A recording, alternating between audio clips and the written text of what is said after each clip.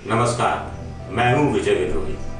तो राहुल गांधी शायर हो गए, या यूं कहा जाए कि शायरी पसंद करने लगे हैं और शायरी के माध्यम से प्रधानमंत्री नरेंद्र मोदी पर तंज कसने लगे हैं। तो एक तरफ तो शायर राहुल गांधी है और दूसरी तरफ कवि नरेंद्र मोदी है, क्योंकि पता चला है कि नरेंद्र मोदी जी का कोई कविता संग्रह भी आ रहा है। तो दोनों के बीच में एक बड़ा दिलचस्प मुकाबला एक शेर के जरिए हो रहा है, ये हम आपको आज बताने की कोशिश करेंगे।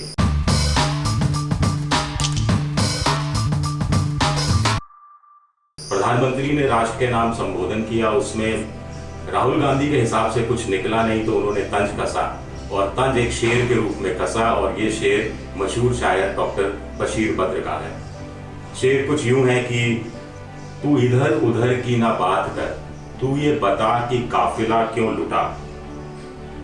मुझे रहजनों से गिला तो है, मुझे रहजनों से गिला तो है, मगर तेरी रहबरी का सवाल है। शेर बड़ा आसान है, आपको आसानी से समझ में आ गया होगा। रहजन यानी लूटने वाले, डकैती डालने वाले। आज की संदर्भ में बात करें तो ऐसे लोग जो बैंक से फ्रॉड करते हैं, बैंक से कर्ज लेते हैं, लौटाते नहीं हैं, लाखों करोड़ों रुपया लेकर देश से भाग जाते हैं। विजय माल्या, चौकसी, सब आप जानते हैं। तो राहुल गांधी ने ये शेर पढ़ा और ये जो शेर पढ़ा उसमें भी थोड़ा ब्लंडर कर दिया कि एक जो वाक्य है वो ऊपर नीचे कर दिया, वो बदल दिया। अब ये जानबूझकर राहुल गांधी ने बदला या उनको जिसने ये शेर लिख कर दिया या शेर सुझाया उन्होंने ऐसे का ऐसा लिख कर दिया, हमें पता नहीं। जानबूझकर भी वो कर सकते हैं, क्योंकि आपको ध्यान होगा सुरेंद्र मोदी बनाम सरेंडर मोदी, वहां जानबूझकर एक आर राहुल गांधी ने पुल कर दिया था।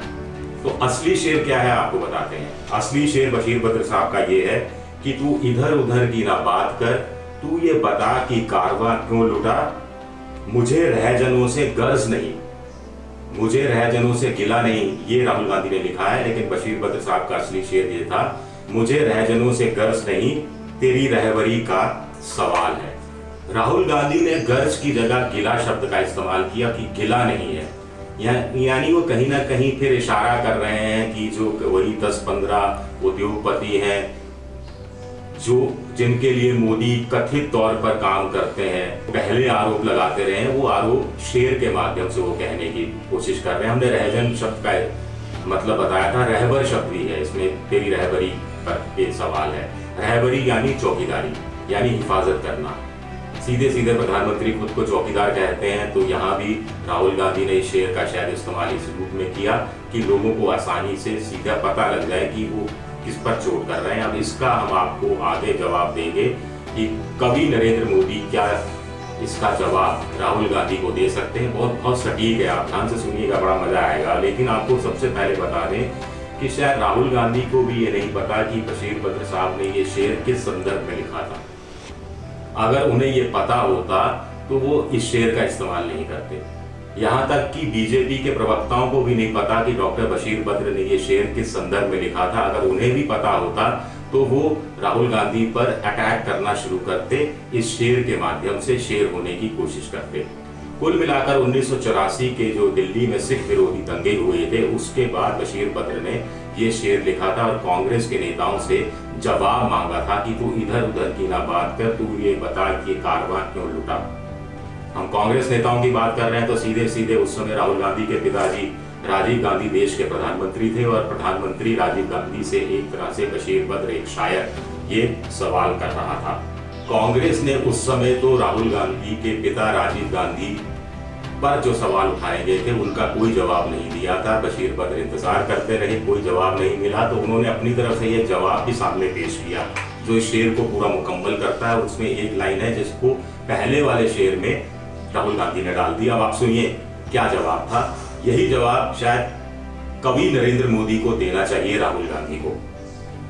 जवाब था, मैं बताऊं कि ये कारवां क्यों लुटा, मैं बताऊं कि ये कारवां क्यों लुटा, तेरा रहजनों से था वास्ता, तेरा रहजनों से था वास्ता, हमें रहजनों से गिला नहीं, तेरी रहबरी पर मलाल है, तेरी रहबरी पे मलाल है, तेरा रहजनों से था वास्ता। यानी साफ साफ बशीर बद्र कह रहे हैं कि कांग्रेस के नेताओं का लूट खसोट करने वाले सिख विरोधी दंगों में जब सिखों के खिलाफ अत्याचार करने वालों के साथ वास्ता था।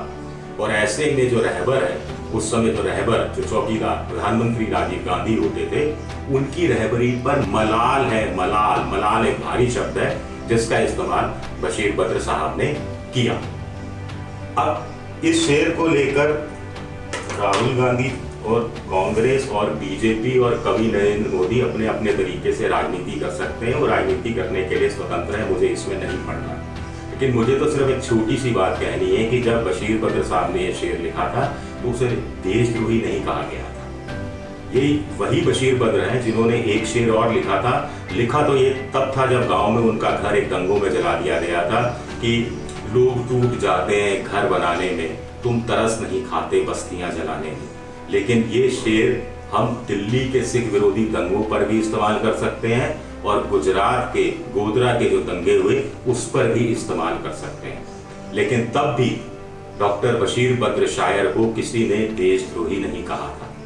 हम चुनते हैं, हम जनता है, हम 5 साल के लिए अपना रहबर चुनते हैं, अपना चौकीदार चुनते हैं, तो 5 साल तक हमें अपने रहबर से सवाल पूछने का तो अधिकार बनता ही है। बशीर बद्र ने तो मलाल शब्द का इस्तेमाल किया था, यहाँ मलाल कोई नहीं कह रहा, सिर्फ सवाल पूछ रहा है। सवाल पहले भी पूछे जाते रहे हैं, सवाल आगे भी पूछे जाते रहेंगे। कम से कम सवाल पूछने का हक तो रहबर को देना ही चाहिए। एबीपी न्यूज़ आपको रखे आगे।